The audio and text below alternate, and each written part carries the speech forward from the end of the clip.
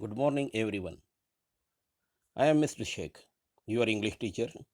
Today, we are going to learn about a new lesson that is Gentlemen of Rio and Medio. Before going to that one, let us see about the author. The above lesson is written by John A. Cedillo, born in 1902 and died in 1982. He was born in Mexico. He worked as a lawyer and held a public office. He wrote about Mexico and Southwest United States. This lesson is based on the story of his actual legal case. This lesson is put under the unit Nativity. Paul Harris said that one's nativity is not of his own choosing, but whatever it may be, it is entitled to respect, and all nations have honorable place in world's family. Generally, people have great affection on their native place. The author showed Don Anselmo's love, concern, showed attachment towards his people and land. Let us go line by line of this lesson there. It took months of negotiation to come to an understanding with an old man. He was in no hurry. What he had the most of was time. He lived up in Rio and Medio, where his people had been for hundreds of years. He tilled the same land they had tilled. His house was small and wretched, but quaint. The little creek ran through his land. His orchard was gnarled and beautiful. Now, let us see the meaning of this one. Some of the important words are there. We will see the meaning of these words. Rio and Medio, a place in Santa Fe County in New Mexico, United States. Negotiation means official discussion. Here, the Americans have come for the official discussions with the owner. Wretched means unpleasant. Quaint means unusual and attractive, especially in old fashioned way. Creek. Creek means a small, narrow stream or river. Orchard. Orchard, a piece of land in which fruit trees are grown. Gnarled. Gnarled means a branch of tree with twisted, hard lumps. Now, the day of a sale, he came into the office. His coat was old green and faded. I thought of Senator Catron, who has been such a power with these people up there in mountains. Perhaps it was one of his old Prince Alberts. He wore gloves. They were old and torn, and his fingertips showed through them. He carried a cane, but it was only the skeleton of a worn out umbrella. Behind him walked one of his innumerable kin, a dark young man with eyes like a gazelle. The old man bowed to all of us in the room. Then he removed his hat and gloves slowly and carefully. Chaplin once did that in a picture in a bank. He was the janitor. Then he handed his things to the boy who stood obediently behind the old man's chair. Now, here Prince Albert is referred to long double breasted coat. Gazelle means type of small deer which has large beautiful eyes. Chaplin here is referred to Charlie Chaplin, the great comedian of the silent movies. He has acted in number of movies from 1889 to 1977. Janitor means someone whose job is to look after a school or a large building. Senator Catron here is referred to Thomas Benton Catron, a senator from New Mexico. Now, paragraph 4th. In paragraph 4th, there was a great deal of conversation about Rain and his family. He was very proud of his large family. Finally, we got down to business. Yes, he would sell as he had agreed for $1,200 in cash. We would buy, and the money was ready. Don Anselmo, I said to him in Spanish, we have made a discovery. You remembered that we sent that surveyor, that engineer up there to survey your land so as to make the deed. Well, he finds you that own more than 8 acres. He tells us that your land extends across the river and that you own almost twice as much as you thought. He did not know that. And now, Don Anselmo, I added, these Americans are Buna gent. They are good people and are willing to pay you for the additional land as well, the same rate per acre, so that instead of $1,200, you will get almost twice as much, and the money is here for you. The old man hung his head for a moment in thought. Then he stood up and stared at me. Friend, he said, I do not like to have you speak to me in that manner. I kept still and let him have his say. I know this. Now, here in this paragraph, Don is referred for Don is referred here for Don Anselmo, the owner of the land. In Spanish, the title of a respect, much like Sir, as we will call Sir, they will call him as a Don Bunagent. Bunagent, it is a French word, and the meaning of this one is good people. Americans are good people, and that is why I have agreed to sell to them. But I do not care to be insulted. I have agreed to sell my house and land for $1,200, and that is the price. I argued with him, but it was useless.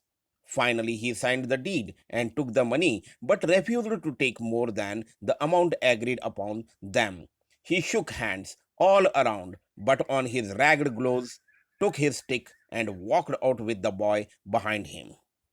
The meaning of ragged here is torn because his clothes have been torn, his coat has been torn there, and deed here is referred to the agreement. It is referred for the sale deed here also.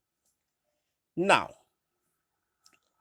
a month later, my friend had moved into Rio and Medio. They had replastered the old house, pruned the trees, patched the fence, and moved in summer. One day, they came back to the office to complain. The children of the village were overrunning their property. They came every day and played under the trees, built little built little play fences around them, and took blossoms. When they were spoken to, they only laughed and talked back good naturedly in Spanish. I sent a messenger up to the mountains for Don Anselmo. It took a week to arrange another meeting. When he arrived, he repeated his previous preliminary performance. He wore the same faded cutaway, carried the same stick, and was accompanied by the boy again. He shook hands all around, sat down with the boy behind the chair, and talked about the weather. Finally, I broached the subject. Don Anselmo, about the ranch you sold of these people. They are good people and want to be your good neighbors always.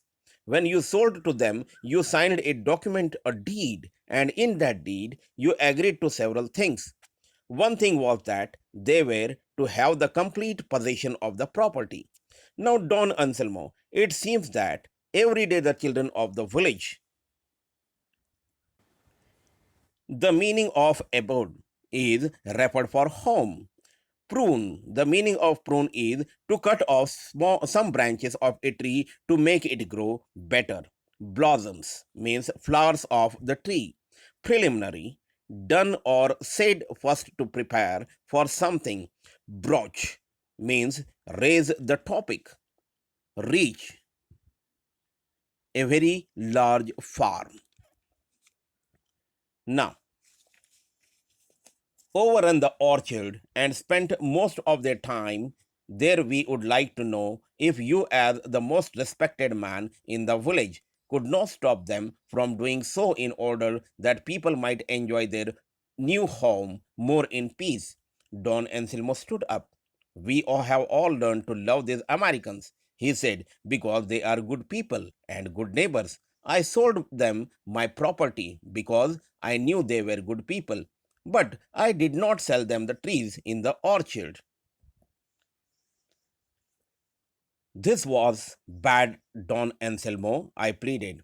When one signs a deed and sells real property, one sells all, everything that grows on the land, and those trees, every one of them, are on the land and inside the boundaries of what you sold.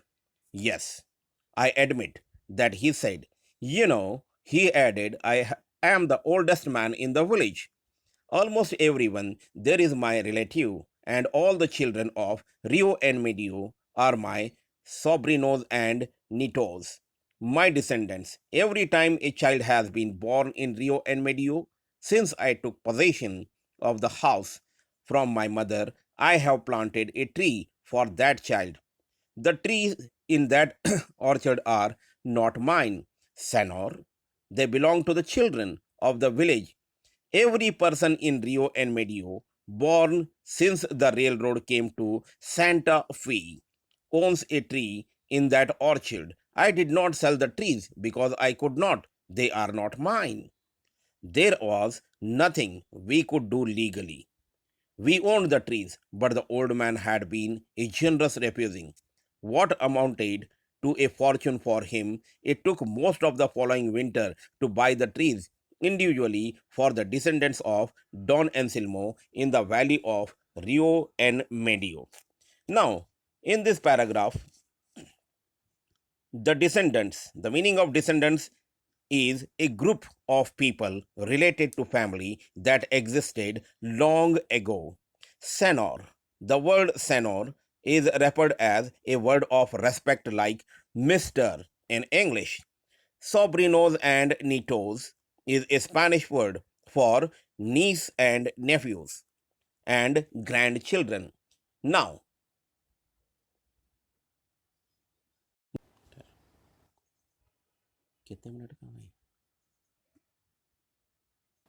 now let us see the summary of this lesson, Gentlemen of Rio and Medio. Gentlemen of Rio and Medio was written by John A. Sedillo. This is a prose based on the story of author's actual legal case in Rio and Medio. It is a place in Santa Fe County in New Mexico, United States. The storyteller is the author, A. John A. Sedillo. He is a lawyer by profession and held a public office. The hero of the lesson was Don Anselmo. He was most respectful old man of that village. He had a small house and orchard. The storyteller was the mediator between Don Anselmo and American people. The American people wanted to buy Don Anselmo's property, but Don Anselmo was not in a hurry to sell his property. He was an old man and plenty of time. He lived in his ancestral land. He tilled the same land they had tilled. He had a small, unpleasant house. It was built in an old fashion. A small, narrow stream was flowing throughout his land. Lot of trees were grown in his orchard, and it was beautiful. After much effort and negotiation of the storyteller, the old man agreed to sell his property. It took months of time. The old man came to the office on the day of sale. He wore old green faded coat. By looking the old man, author remembers the Senator Catron. Senator Catron, Thomas Benton Catron, a senator from New Mexico. He lived in 1912 to 1917. He had the great power to control the mountain people. The old man's coat was similar to Prince Albert's. That means old man was wearing his old long double-breasted coat. He wore old and torn gloves, and his fingertips can be seen through them. He carried a cane. It was only the skeleton of a worn out umbrella. Behind him, one of his relative boy was followed. The boy is a young man. He was dark and his eyes are like gazelle. Gazel means large, beautiful eyes of small deer. The old man's behavior was completely different from others. He bowed to all the persons in the room and removed his hat and gloves. This action is similar to the that of Charlie Chaplin's action once he did in a picture. Chaplin's role was the janitor in a bank. The old man gave his things to the boy and sat on a chair. The conversation was started about the rain and his family. The old man was very proud of his large family. Finally, the mediator came to the topic. The old man was agreed to sell his property for $1,200 in cash. The buyer got survey of the land and came to know that the land was extended and it was almost double what they want to purchase and agreed before. So they were very good people and ready to pay twice the amount. They kept the money ready in front of the old man. The old man thought for a moment, and the storyteller's proposal made him insult. But because he was a man of principles, he did not agree to take money from them. Authoritatively, he said that he is ready to sell his house and land for $1,200 only. The storyteller agreed, but the old man was not ready to accept more money. Finally, he signed the deed and took the money and went out as usual. A month later, the buyers renovated the house and orchard and they moved there to live. But the children of the village were overrunning their property. They came every day, played under the trees, and built little fences and took flowers.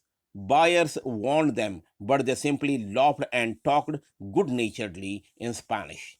The complaint came back to the office. To solve the problem, the storyteller sent a messenger to call Don Anselmo. It took a week to arrange the meeting. When the old man problem the problem was discussed. The storyteller asked the old man, being the most respected man of the village, why could not he stop the children from doing so? The buyers might enjoy their new home in peace. After hearing, Don Anselmo replied that he sold his property to them because they were good people, but he did not sell them the trees in the orchard. The storyteller tried to explain that generally, if the land or orchard is sold, the possession of the trees in that place is also to buyers. The old man accepted the matter and continued that he is the oldest man in the village. Everyone in the village were his relatives, and all the children are nieces and nephews and grandchildren. Every time a child has been born in Rio and Medio, he had planted a tree for that child. These trees, or the trees in the orchard, are not his, that belong to the children of the village. So he had no right to sell and did not sell it. Legally, the buyers owned the trees, but the old man was so generous and he refused to accept the fortune from him. Afterwards, the buyers bought all the trees individually from the descendants of Don Anselmo. It took most of the following winter. Now, let us see some of the questions here. Don Anselmo's appearance and manners were quite unusual. Based on the text, how would you support this statement? The answer will be Don Anselmo was an old man who lived in Rio and Medio. He wore an old green and faded Prince Albert suit. His old gloves were torn and his fingers peeped out the cane. He carried the cane he carried was the skeleton of a worn out umbrella. Always well mannered, he bowed to all when he met people and usually spoke about rain and his large family before a conversation.